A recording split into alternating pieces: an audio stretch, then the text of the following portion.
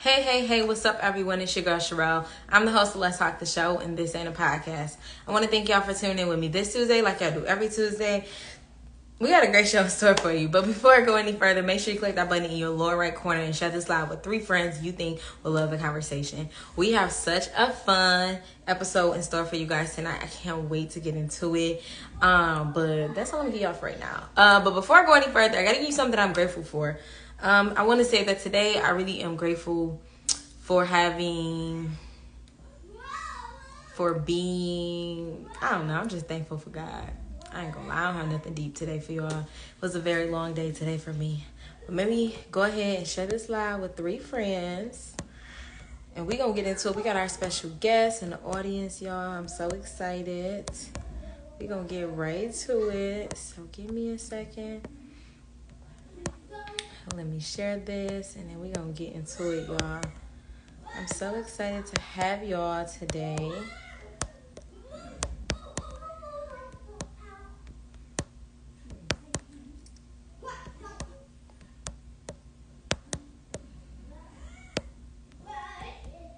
Okay.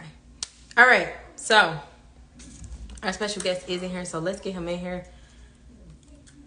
Let's see. Oh, wait, let's see. Let's see.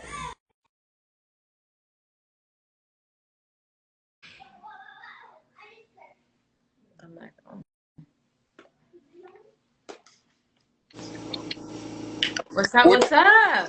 what up though? How you I'm bees? good. How are you? Pretty good, pretty good. I'm on here trying to share the video real quick. You can go ahead and do that and give me 1 second. All right.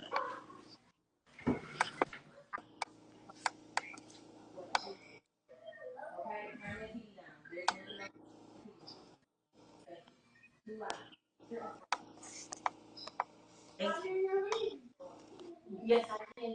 That's why I'm coming.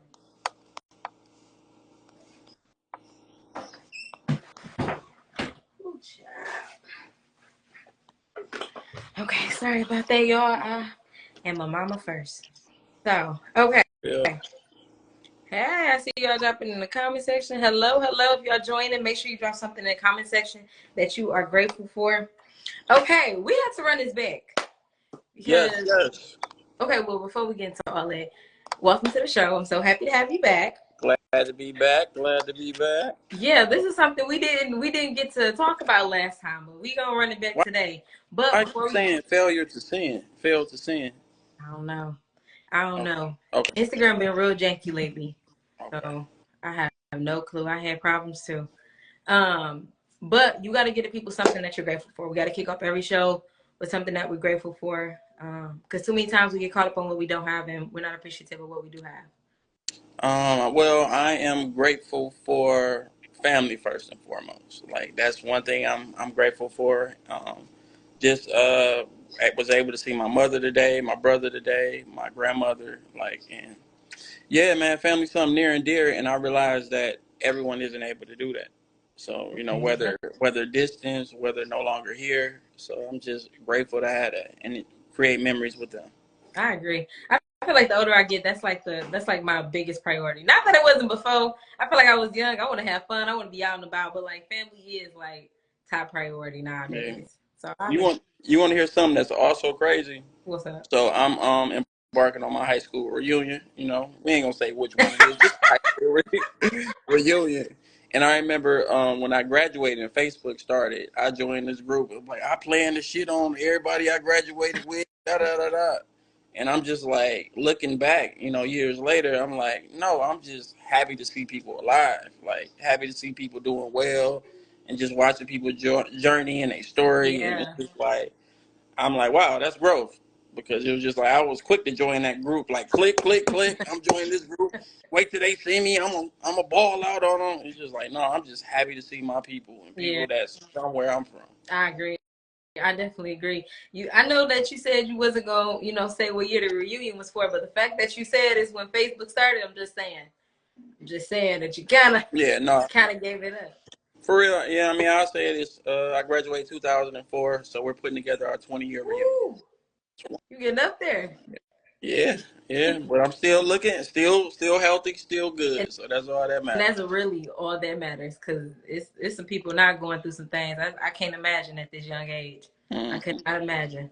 But I like it. I think that's a big thing. Health is wealth, Yeah, especially with so many people dying. You see it all the time on Crime and the D. yeah, and You know, that's all my the time. biggest fear is going on there and seeing somebody I know. Man, it's so surreal. I had to see a family member like that, and I was like, not that you never think it'll happen to you, but you really never think that it'll happen Yeah, to you. it's just like And that don't happen to reading, me. Like whatever, yeah, these are people like wow, I'm living a good life, I'm doing this, but like being oblivious to it, and it can happen to anybody. literally at any time.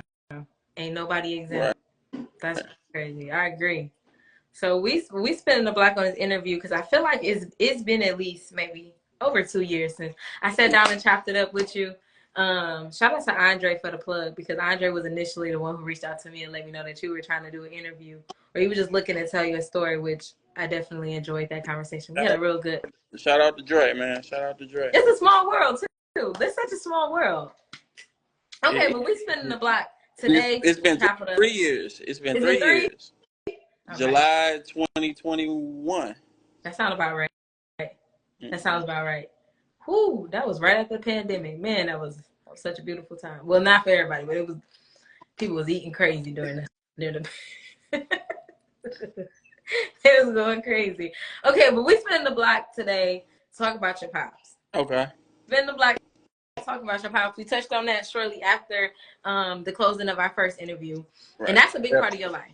You trying to get me to cry on here? You trying to get the Oprah moment? No, That's what you trying to do right now. no, but I do want you to feel comfortable here. So trust and believe you in good hands, and it's all done with integrity. Safe space. Absolutely. You said Safe what? space. Absolutely, Safe space. absolutely, Cool. absolutely. We're gonna touch on your pops, David Lester, who in '96 was sitting in a Michigan prison for what Kalamazoo called one of the biggest drug busts at the time. Um, Yeah. and your dad was in '87. I think the article said that they expected him in February to be sentenced to life in prison with no parole. Yeah. Um, for those that don't know, at the time in the '80s, Michigan was one of 41 states who had some of the harshest drug laws, including mandatory sentencing. Since then, times have changed, and views on mandatory sentencing has changed because if you got, as you guys have seen, minors have been sentenced over and over again to life in prison, and so the climate is changing. The views on that has changed mostly. I don't want anyone to ever get it confused, because we know that the prison system is primarily about money. That's all it's about. And one of the biggest driving factors for changing mandatory sentencing was the money that it was costing taxpayers. Mm-hmm. That was a driving force. It wasn't the complaints. It wasn't the kids behind bars. It wasn't first time offenders, much like Desmond's dad. It was not that. It was the money that was costing people, and people were having issues with that. And so they decided to change it. That is what impacts policy. So moving Crazy. forward, I'm sorry, go I'm ahead. just saying that's crazy. Just to think that money is like no, don't worry about this person being the father to his child or anything like that. It's just like, oh no, it's costing money, so we're gonna change that. Exactly. And enough people get mad that their pockets get Mm. hit. So now we change the laws that really impact everyday people's lives. That's a little bizarre. So let's take it back to it, because first off, let's talk about your dad. Your dad is a 3-time Michigan Golden Glove champ. He Mm-hmm. ain't nothing to play with. This ain't for the weak hearted here. Nothing to play with. And then after he's released, he does go on to work with FAM, which is the Families Against Mandatory Minimums. Correct? Mm-hmm. Okay. So let's rewind back, without giving away too much. So around what age were you when you like kind of realized what was going on with your dad and him being sentenced? Well, when I didn't really realize it because my mom wanted to keep me sheltered from like a lot of that. Her whole thing was like not having me go to prisons or anything like that. She said, "I don't want this to be a norm for you to go to prisons and all that." So, yeah, I started when I started getting to like third grade, like 9 or whatever. I started wondering because I would hear stories about my dad being a pro fighter, seeing pictures of him. I was taking karate, I'm just like, wow, man, I'm trying to see what I got. Maybe I got them Right. hands like my dad, or, just all those things. Just a young man just trying to figure out who he is. And just realizing, like, dang, my dad is not, here like that. And growing up, that wasn't really a normal thing to have, like, both parents in the household, like, amongst me and my friends or whatever. So it felt normal, unfortunately, like, to not have him there. But it was always questions like, man, like, I, really would love to see this guy. But when you hear somebody's in prison for life, and you're not really visiting prisons like that, you're like, well, I Yeah. don't know if I'm ever gonna see this guy. Right. So for clarity, by the time you were born, your dad was already in Yeah. prison, or was he? Okay. So Well, how long had he been? Wait, I'm sorry. Go ahead. well, he went. I was born in '86. He went to prison in '88. So by the Wow. time I was legible to, or I could had the memory or to recollect to know who people are and stuff like that, he was already locked up. Wow. And so by the time you were even able to really understand, he's probably are what, 5 or 6 years, 7 years into a sentencing of a life sentence right now. Yeah. Wow. Okay. So third grade, you start realizing what's going on. Did you ever question your mom, like ask her, like, can I go to see my dad? Or was it just like, that's what she said, that's what it is. We ain't going against that. It was really, just going against that. I tried to send letters, and letters never, like, I would get no respond back from letters. I don't know what the issue was or whatever it was, but he wasn't able to receive them. I literally dropped them in the mailbox, and I don't know. I Yeah, don't know. So yeah, it was just like, well, like, shoot, just try to figure it out. But the blessing of it, my mother's father, my grandfather, was heavily in my life, so I would spend time with him. So a lot of things to be a young man and to be a man, I learned, from him. absolutely. And that's such a blessing that a lot of children who have incarcerated parents don't get. There's oftentimes that void that is never filled or never even attempted to be filled by any other family member. And oftentimes that's why you see a lot of kids run straight to the streets, because they get that mentorship, they get that love, that brotherhood that they're really searching for. That's not in a home. But you were blessed. You got your grandfather to step in. Okay, so time goes on. Let's fast forward to, how old were you once once there was talk of your dad possibly getting out? How old were you at that point? I saw him on 60 Minutes. I think I was 11. By the time I Wow. was 11, I saw him on an episode of 60 Minutes. Like, well, there's your dad, and he was fighting, to get home. He was like you mentioned, he was a fighter, a promising fighter. Went to the 84. No, what was it? He was invited to, what was it? The 84 Olympic Yep, trial 84 Olympics. with Mike Tyson, Evander Holyfield, like all them guys of boxing. Like, he was respected amongst the likes of those people, and he had never got in any trouble. Like Nope. you said, he was in college. He was on his last year of college, to get a degree, ironically, in criminal justice, and to end up, serving his time in prison. So it was just a guy that made a mistake that got caught up, and yeah, it changed the trajectory of his whole entire life. I agree. I agree. And so you are 11. You see your dad on 60 Minutes. At this point, he's not home yet. Correct. He's just on 60 Minutes and he's telling his story. What was that feeling like when you saw your dad? Like, you've only seen pictures, but to see him kind of almost in the flesh is a little bit different. Right. So what was your thought when you first saw your dad? It was just like, that was something I wasn't used to, like seeing people like that I knew or knew of on television. So it was just like, wow, you on 60 Minutes? Like, I didn't even know how to do all this stuff. And my grandmother, my mom was like, he's coming home soon. He's gonna be able to make it home soon, and this and that. I'm like, okay, cool, yeah, but they say a life, so whatever. And shortly after that, he did end up coming home.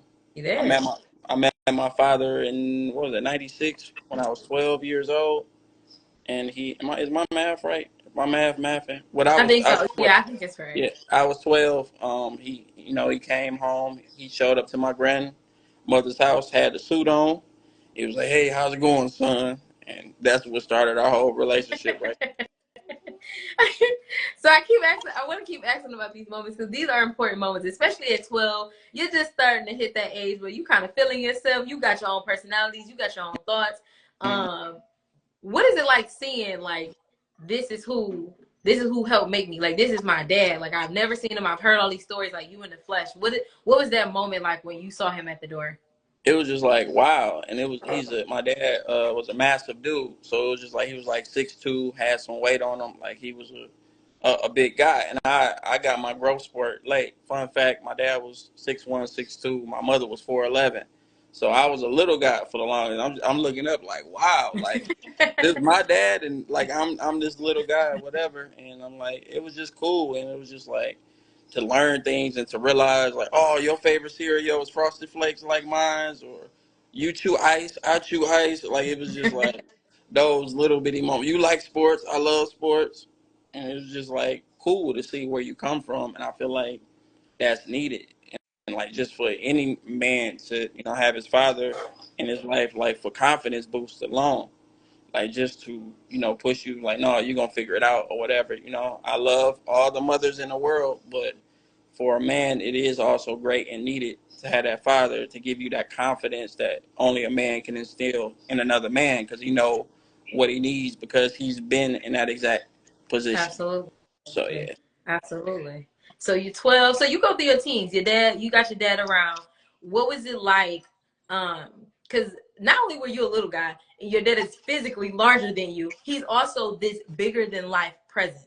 Like, he was about to fight with the greats. He's invited to the Olympics, and then he goes down in a very big fashion. What Mm. was it like to build that relationship with somebody that after hearing all these rumors, it's like this is the man, this is the man of the myth. It was like I said, it was real cool because like he was a real good guy, mild mannered dude. Like he's a people person, like I am. He loves clothes, like I love clothes, and we talk about getting fresh, going to different events, and just hanging out. Like he played basketball with me. Like he was still in great shape. Yeah. We hooped, we did things. Like it was real dope to like just to have that experience that you don't know you're missing until you receive. Ooh, So that's the point. yeah, so it was cool, and not only meeting him, I also had a strained relationship with his side of the family as well. So I got to spend time with my grandfather, his father. I got to spend time with his mother, and just building those relationships and building a bond, with them, and just seeing a whole half of me that I was unaware of until later on in Right. life. That's a good point. Was there was it, as you got older, your dad was already around, but do you ever remember like, or feeling like you want to reach out to them even when you were younger? Like, can I, what are they like? If I can't see my dad, can I see them or find out what they were like? It was a weird situation, but yeah, of course, those thoughts go through your head, Yeah, but yeah, we finally when we finally did meet, it was just all love. It was like they had been there my whole entire life.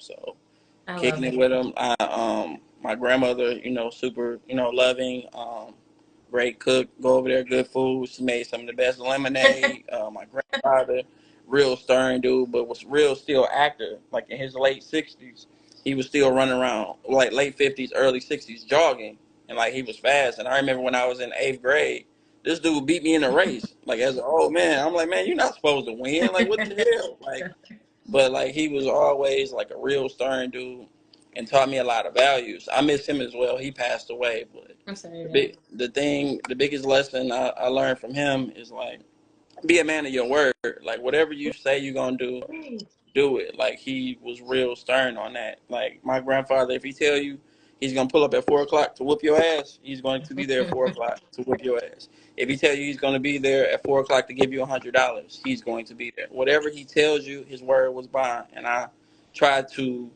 do that in his honor. Like try to make sure I continue that up and keep my word bond as I well. love that. I love that. Let's talk about um, we watch there's so you go through phases when you're growing up with your parents. When you're a kid, they're your guidance, they're all you know. When you get to your teenage years, you kind of start to clash because now you're starting to that veil of them being your parents and your superheroes starts to come off. And then once you become an adult, you get to see your parents as people. They're not just your parents anymore. This is an adult looking at another adult, and you're able to analyze them. When you got to a point at that age where your father was arrested, when you look back at what he was doing and what his life looked like, how did that impact how you made your decisions moving forward?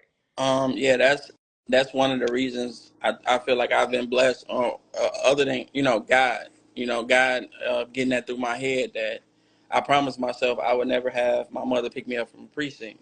So it's just like not to say that I was the perfect angel, but I'm like, look, if I can't get away with it, if I don't know 100% that I can't get away Yep. with it, then I don't need to be doing it. So Yep. that impacted that. Like that's how I view drugs and how I was always away from drugs and alcohol and stuff like that because I knew that those things were things that hurt me because that took my father away from me. So therefore, I don't need to be around any of those things. Absolutely. So I yeah. agree. So you getting older.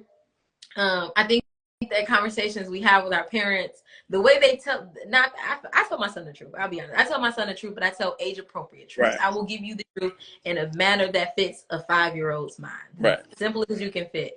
So at any point, as you got older, because I'm sure the conversation was different, did you have your conversation with your father about what that, what he kind of felt when he was in prison and how he felt once he got out? You know what? I kind of tried to avoid a lot of those conversations. His big thing was like once he got home, feeling guilty. Like I'm sorry, son.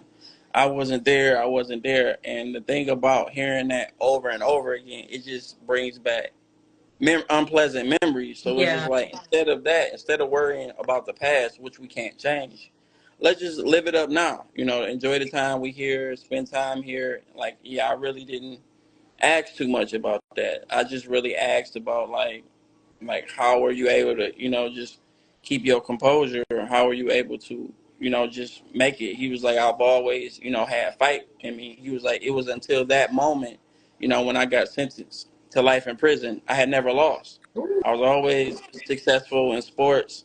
I was always successful with women. I was always a popular guy. Like, I had never lost at anything. So when the judge sentenced, I'm like, ain't no way I'm staying here the rest of my life. I'm getting out. He said, now granted, I didn't think it was going to be as long as it was. He ended up doing over 10 years in prison, but he ended up overturning his case. Am I moving too fast? Go ahead. Yeah, he ended up overturning his case, in the law library. He had lawyers. My grandparents were able to like help him fight the case with him, like pulling out different mortgages on their home and stuff like that in order to pay for attorneys or whatever. And to no avail, they weren't able to really get him out of prison. It was until him kicking it in, going to the law library every single day and reading up and studying his case and going over it with other, people, that are incarcerated with him. And he was able to overturn his case. He was able to pull out some key facts of what the judge was able to get him out. Like the judge was like, I was waiting. The judge told him, he said, I was waiting on you to present this in order for me to let you out. He said that's what I needed. He was like, the judge actually, the judge that sentenced him to life in prison actually came back to rehear his case. Wow. So he came. It was like a movie. He came back to rehear his case, and he just said, they became friends afterwards. And he said, I had many sleepless nights about your case, about you. He said, I just felt like you just got a bad deal. He was like, you had never been in trouble. You had such a promising future, and you were a young father. But it's crazy to think. My dad said he sat in the cell and was wondering like what was on this man's mind all this time or whatever. Like, why would you do that? Why would you do that? To be able to literally be released from prison and to be able to go over this man's house and have dinner with him, and he's telling you all of these That's things. amazing. Yeah. That's amazing. It's amazing, and it's really fucking sad because on the flip side, it's like it's amazing to sit in the eyes of somebody who put you in one of the worst predicaments a person could be in. And then Mm-hmm. on the flip side, it's like, but you saw the flaw in the case, and it's like, what could you have done on your end to, minimize the situation? So what do you think about that? What do you think about being able to sit down with him face to face, knowing or even wondering if there was something else that the judge could have done? You're saying as far as my father sitting down with him? Yeah. I think it's dope, and that takes a man that's forgiving to be able to sit down with somebody that you feel like ruined your life. Now, granted, some of the decisions he made, but a life sentence. Funny story. The Tim Allen, the Tim the Tool Man Taylor. Yep. He he got caught up in 10 years before my dad in '78 with the same amount of Mm-hmm. drugs in Kalamazoo, but he Yep. ended up snitching on people, and I think he did like 3 years in prison, something Yep. like that for the same amount. So I think he yeah, actually. I think he did less. I think he did too. yeah, and which is crazy, to think like it was just a young black man, getting railroaded, and for the longest, like I kind of resented my father. 'Cause I'm just you weren't there, but the older and older you get, you realize that this man was 27, 28 years old, and he made a bad decision that unfortunately cost him a decade of his life to get back out. But once he was able to overturn and get out, like he created a gym which still exists to this day called World's Best Boxing Gym, that which sits on Finkel and Shell Font. He's had people like K9 Bundrage, which is Emmanuel Stewart's nephew, in there. Vernon Iceman Paris, who went on to fight and have many successful fights. Tony Harrison, from the city of Detroit, Yep. who won the WBC belt at 147 pounds. They all came out of my father's gym, and I grew up with a lot of these guys. Was able to be in the gym and see my father close to his passion, see him working out with fighters, and to see like he got dog in him. You a man, like you ain't gonna quit. You in his ring, you don't care how big the person is. It's just like, look, I'm not gonna quit. I'm gonna get the best of you before it's over with. Yeah. So I And was, that's a quote. I'm go sorry. Go ahead. ahead. No, those are just things I was able to witness and to add into my character as well. Absolutely. I know that we talked about just private messaging about your dad saying that he gonna swing no matter what. He don't care if he think you gonna win. He gonna swing no matter what. Can you tell him what that taught you just from that quote, that no matter what he gonna swing? Yeah, he gonna swing his the full quote to that is that he said in boxing, boxing is one punch can change a fight. So as long as you're steady swinging, like you're still in a fight. I don't care if you're getting beat up bad, but as long as you're steady throwing punches, it's a chance that you can win the fight. So no matter how it look, whatever the odds is, don't give up, don't quit, just go until you ain't got no more. Like until you get knocked out. At least you could say if you get knocked out, like, well, hell, look, I threw my hands. I did the best that I could at that moment, and you can live with yourself with that. So I take that mantra to this day. It's just like no matter how bad a day is, whatever I'm going through, like it may be days where I just be hurt and I just go home and lay down for the day, but I still get back up and I'm still throwing punches because I know I survived my best day.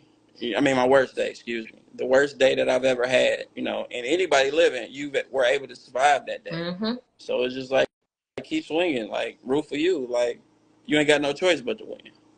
I like that. I So, like that. So I wanted to be clear. You don't have any kids, correct? no babies yet. No babies yet. What has your father taught you about fatherhood? When you have kids, what is something that your father has taught you? Like, I want to make sure I do this, or I want to make sure I don't do this. Um, I want to make sure, I'm involved, in my kid's life from day one. Just make sure I'm there, I'm present, because I know like what confidence that boosts and what that brings to you. Just to be present, to have heart, determination, Mm-hmm. and just know that you can make it through anything. This man, was told that his life was thrown away, and he was gonna be there forever.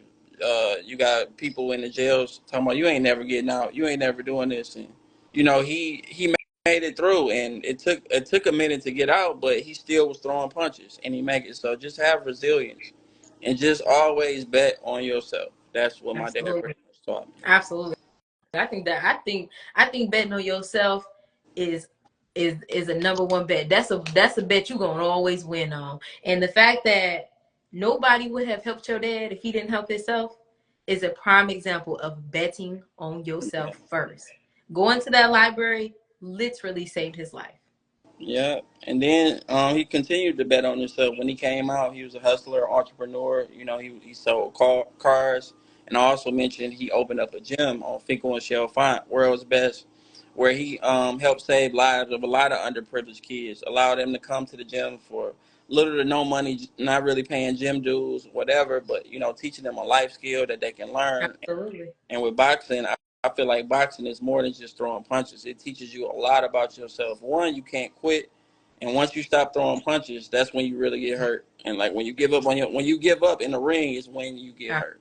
So it's just like it teaches you a lot of fundamentals, discipline about yourself. Like you get hit, you get mad and you get angry and you start throwing punches carelessly, then that's when you get knocked out.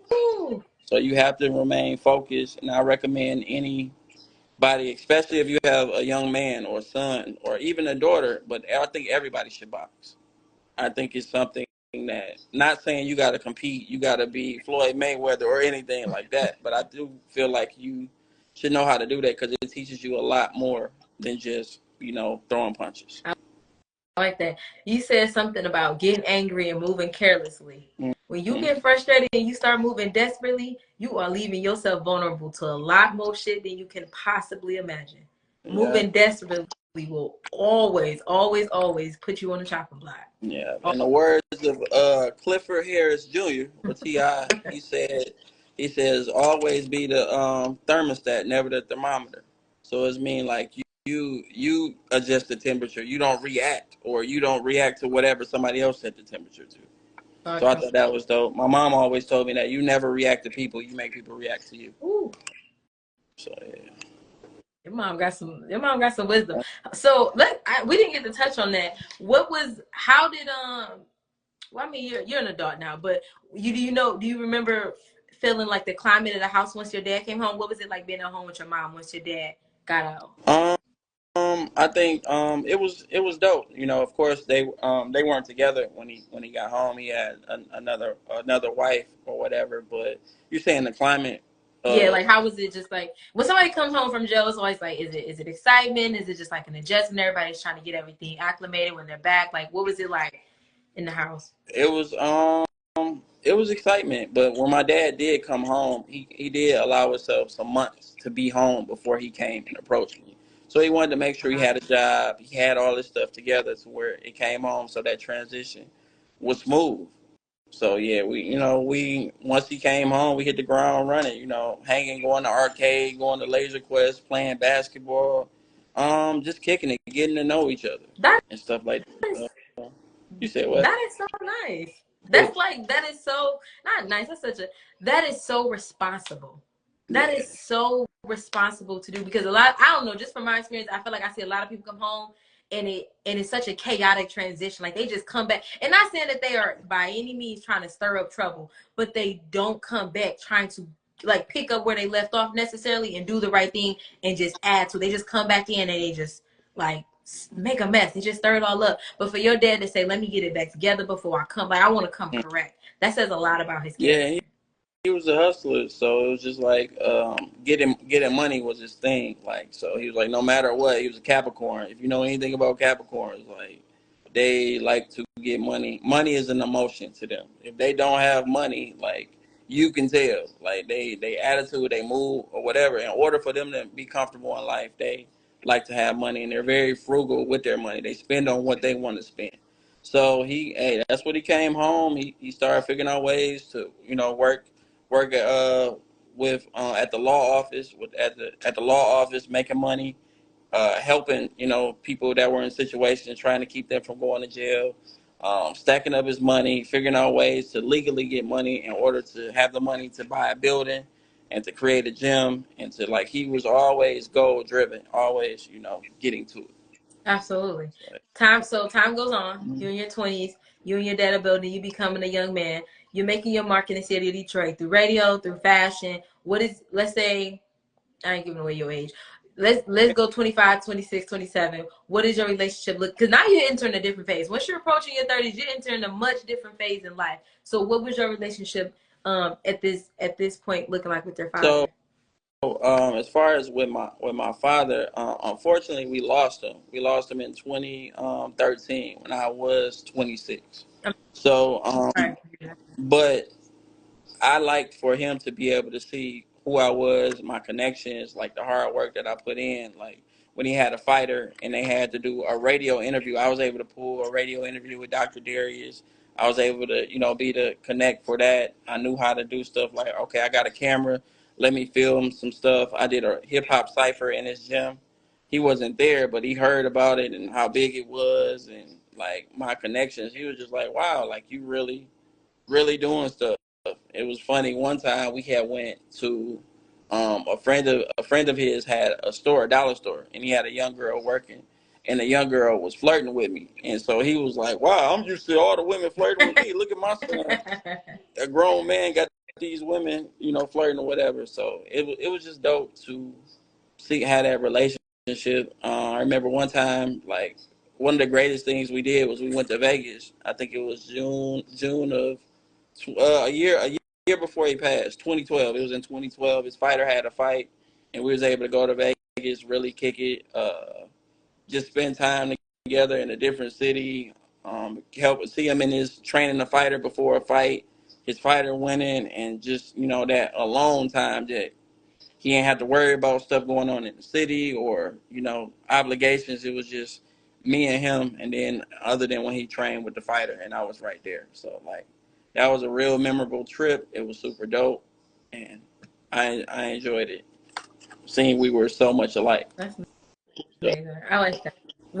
So you lose your dad.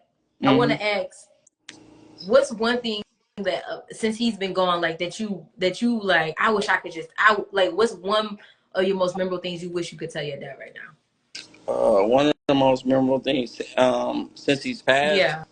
um, just seeing me get older, and he always had this thing where he looked at life like a basketball game in quarters. Like so, we would joke. He was like, when you were from 0 to maybe like 20, you were in the first quarter of the game. Then Okay. you're from 20 to at the time I think I was 25 or whatever.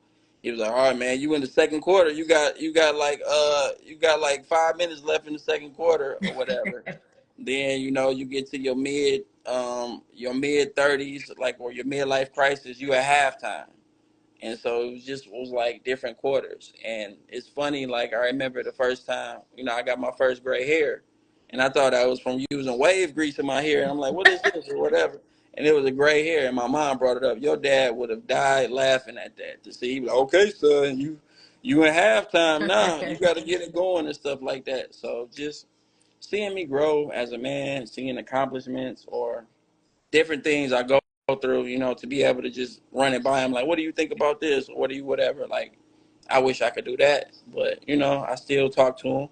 I think about him, I still say something to him. And, yeah, him, my mother's father and my dad's father, I still try to talk to them. I lost all the core men that helped develop who I am as a man. Mm-hmm. But I still talk to them. But just for them to be able to see my accomplishments or just to see where I'm at in life and to like, what do you think about this? Or how should I handle this situation?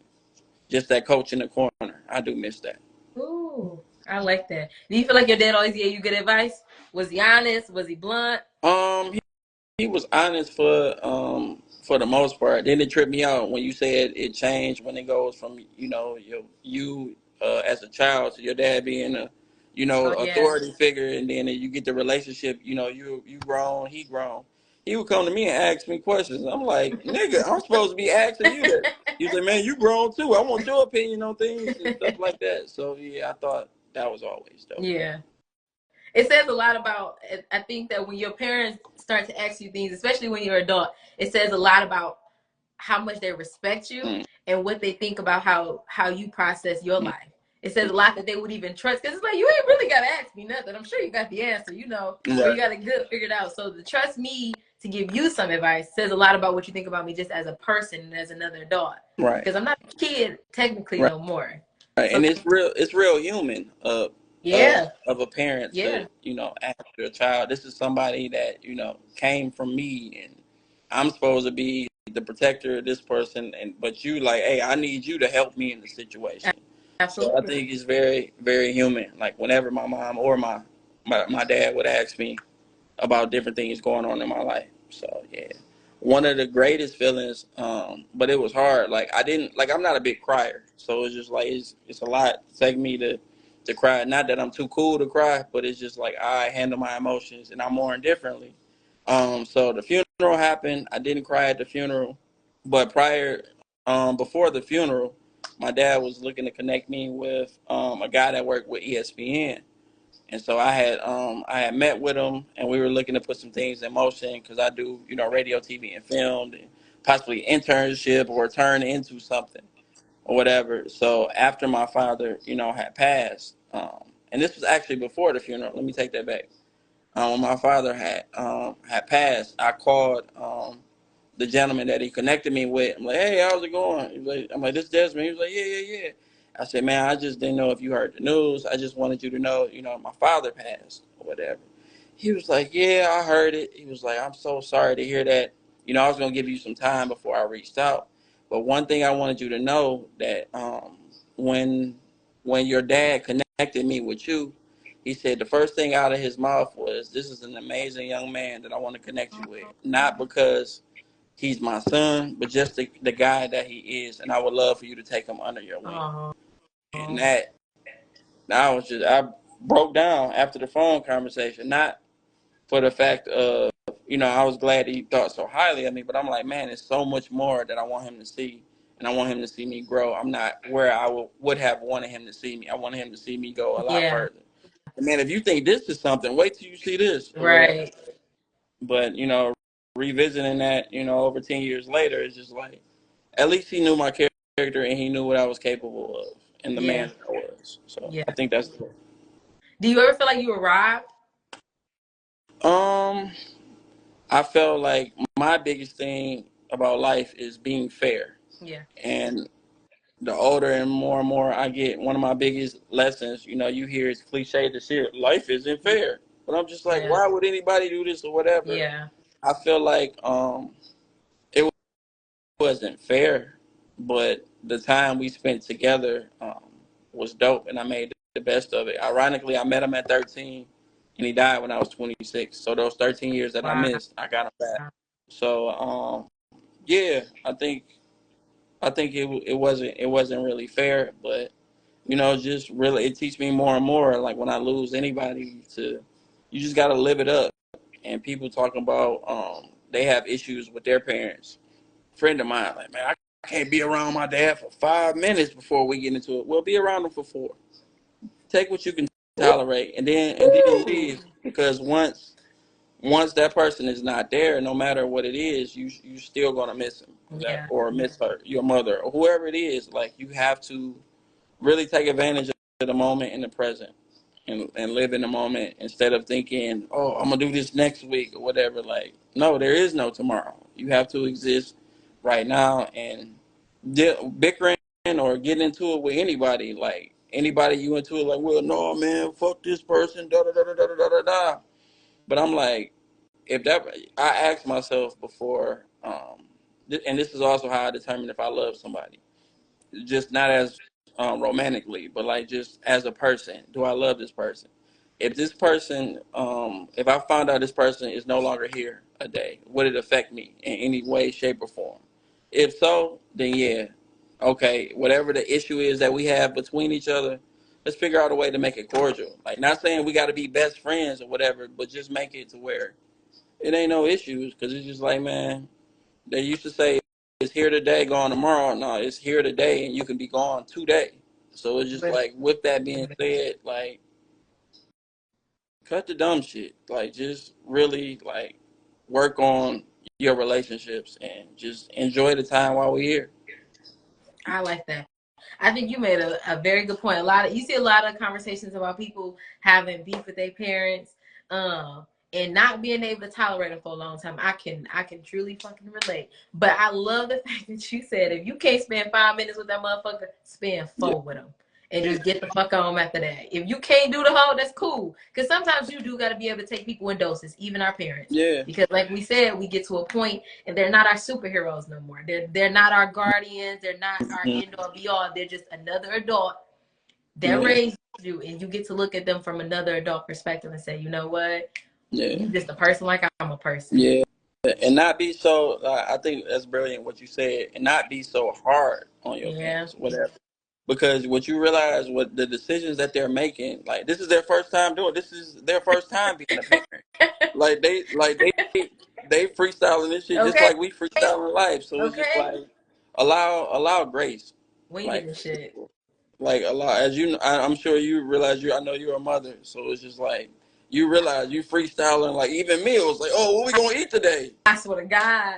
I swear to God, winging all of this shit. Ain't no manual. It ain't no Yeah, manual. yeah. So allow our parents grace, or just people in our life grace, and also be real enough to have boundaries. Like have your Absolutely. boundaries to where even with your parents, your kids, or whatever, it's just like no, I Absolutely. can't tolerate this. But I'm going to spend this time with you. But it's getting a little weird. I'm gonna Gotta go. get the fuck out Love of you, mom. here. Love you, dad. Love you, whoever you are. But have those Yep. boundaries. But also spend that time and take pictures too. Ooh, that's That's a one thing. yeah, That's one. definitely That's pictures. one thing I wish I would have did more. I don't really. It's not a lot of pictures of me and my father together, so I recommend that or whatever. Like even older people, grandparents. Like I know a lot of our grandparents. Like, hey, don't take no pictures. Like, yeah, Nana, but whatever. We Yeah, gonna take this picture or whatever. I don't care about your hair. I don't care about this. I'm doing this for me. I'm not doing this to post on Facebook, yeah, post on Instagram. None. This is for me to have. absolutely. I agree. But, so live in the moment and cherish those memories. That's all I would say. I like that. I gotta ask this because it's just all when you get to thinking about, especially when you do the interview and you figure out what the topic is. There's always a bunch of thoughts that run to your mind. When I hit you up and said I wanted to revisit the idea of talking about your father, what was your initial thought? My initial thought was like, that's a little personal, but it's just like I'm an open book. I'm an open book. It's a lot of stuff that I haven't talked about outside of maybe like therapy, but it's just like, yeah, I'm willing to talk about it. Like, and I don't have any ill will towards or resentment towards my father. My father was a dope dude. You know, we all have our flaws. He had things he was working on, but like to the core, he was a good person. So it's just like I want to make sure I let that be known and tell that part of his story. Like, yeah, you can make mistakes, come back, and Ooh, you can come back and have another shot with the things that you're dealing with. Now, granted, it wasn't perfect when he came home from prison. You know, this was his first time being a parent, like and having to do that. And anybody that get locked up for a long stretch amount of time, they try to get that time yeah, back. And they're trying, oh, I'm over here. I got to do this. All these ideas you've been sitting on while you sitting down, like, oh, when I get home, I'm doing this. I got to do this. I got to do this. I got to get money, son. I'm out here chasing this money in order to do this and do that or whatever. So it was times where we would go times without really kicking it as often as I would have liked to, but I knew the time that he did make and the time we spent together was dope, and I appreciate those memories. Yeah, so I like that. You said it's not a lot of things that you talked, about outside of therapy. I take it your father has been a big part of your conversations in therapy? um, somewhat, Yeah. yeah. Some of my a good majority of it. Yeah. And so what was the turning so outside of this, like what was the turning point that you was like, I could talk about this now? Like I can was it like a certain point where you came to a peace about, the passing of your father and you guys' relationship and him being gone?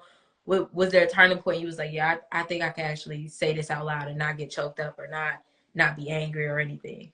Um, I think I think it was when I realized, like I said, for the longest time, it took me a minute to get to this point as far as like not Yeah. being mad or why you weren't here or some of the decisions, he made when he got home and stuff like that. But I realized that he he was trying to figure it out. Did he know that he wouldn't be here right now? No, he felt like he had forever. He was like, yeah, I got to do this, and I'm hustling over here. I'm gonna get back to this and do this and do that. He was always moving, always trying to grow. Like I do feel like if he wrote the story, it would have went different. If as a lot of us and a lot of things in our lives, if Yeah. we could go back and to try to maneuver things to slightly adjust them, it don't got to be drastic, but just slightly adjust them. So it was just like when I realized that I was no longer mad, didn't have any resentment towards him. Excuse me. Then I was free to talk about it, and then I realized that we learn through people. So it's just like it could be something that I tell somebody or how I view things, and allow people to, learn and don't make the same mistakes. A friend of mine, he told me, when my dad had passed, he was like, "Man, you're very strong." This is somebody that was like a mentor to me, that's also a notable person. And he was saying like, "Man," he said, "you're a lot hell of a strong, lot more a hell of a lot more stronger than I am." He was like, "Your dad came home, you forgave him, you was able to spend time, and you were doing this and doing that." He said, "I just want you to know, by seeing your strength, I was able to, take that jump and repair the relationship I had with my father." So I was just like, wow, like they say, like you never know who watching, or you never know how your actions or something you say would affect somebody. So I was just honored to know that he was at least making an effort to, you know, bridge that gap between himself and his father. I like that. I think you mentioned a good point about forgiveness. Because I think little Desmond probably didn't have none, growing up for his father. And then you became Big Desmond, and you had a lot more for your father. How do you take that lesson of forgiving your father into like other relationships as you move through life? Great question. I think I look at a lot of stuff. I don't look at a lot of times the acts that people do. I look at the intent and when people do. Like if you're walking down the hall and you bump shoulders with me. So I learned this through Bible study actually. The pastor said that we hold so many beefs in our heads with people that don't even know that we have a problem with them. Ooh. So with that being said, he was like, if you walking down the hall and somebody bumps you, so ask them right then, like, yo, you bumped me and made me feel like this. Was that your intent? So therefore, that person can say either, oh, I'm sorry, I didn't mean to bump you, da da da, I'm just rushing, or yeah, mother, I Yeah, bumped you. And that's what it is. So just trying to communicate and know what a person's intent was, and asking that person, when you did X, Y, and Z, that made me feel like this. Was that your intent? So that allows you, the person, to be like, well, no, I apologize, or whatever, but you have a clear understanding, and that allows you to, number one, forgive them anyway, because they may not know what they do, or they may be ignorant to it, but it lets you know where to place that person in your life and how to set those boundaries. Like, oh well, oh, since you value me like this, I know it's still all love, but you're not in my space like that. It's a lot absolutely. of friends, a lot of people, that I think are dope people and people I respect, but I don't invite everybody to my house. So it's all about setting those boundaries of where those people are, and just forgive, because it's too much time to be mad. Like it's too Ooh. much dope stuff. Like I'm walking around frowning, upset, or whatever. I'm frowning, I'm not smiling, I'm not looking the best as myself. And so I'm taking that into the world. Like not smiling, I'm mean, mugging, mad at everybody else, mad about something. Let that go. Like I said, we here for a good time, not a long time. Fact. Enjoy. But don't be naive and allow somebody to keep doing stuff over and over to you and just say, "Oh, I forgive you, I forgive Yeah, you." But it's just like, no, okay, cool. I realize you showed me who you are. I forgive it, but it'll never happen again. Not absolutely. I the like same exact way. I Yeah. like that. I like that. That's a big. I give you credit. That's a big thing. Forgiveness is one of the hardest things that you ever have to do. I feel like I think having a baby was a lot easier than learning to forgive people, because I thought I was gonna die with some grudges. I thought I was Mm. gonna take it to the grave how I was feeling about people, and I got to a point and I said, nah, this ain't it. This ain't it. I don't even have the space no more to get that many fucks about this situation. So I know I can't. I know I can't continue to carry it. So I like that. Yeah. We gonna close it out, but I gotta ask this really important question. Okay. I think that I've been to therapy too, so I'm sure maybe a therapist has talked to you about this. But what would you tell little Desmond about your father? As Big Desmond, what would you tell little Desmond about your father and how your relationship grows when you got older? It's just like, well, learn from mistakes. Learn from mistakes. You see, make sure the importance of making decisions. Just make sure the decisions you make are your own. They're well thought out, and they're positioning you to be in the best possible place you can be. But also realize that you're going to make mistakes. You're going to do things that are going to hurt people.